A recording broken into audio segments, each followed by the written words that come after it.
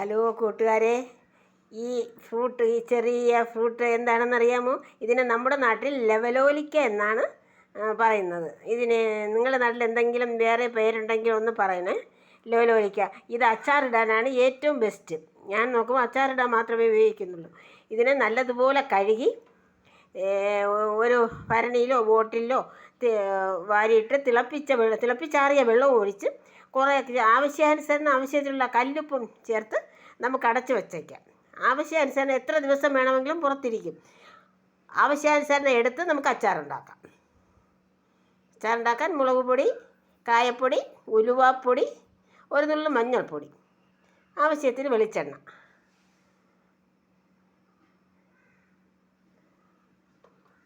നിങ്ങളുടെ ഇതിലെന്തെങ്കിലും പേര് പറയുകയാണെങ്കിൽ വേറെ പേരാണ് പറയുന്നതെങ്കിൽ ഒന്ന് കമൻ്റ് ഇടണം. ലെവലോലിക്ക.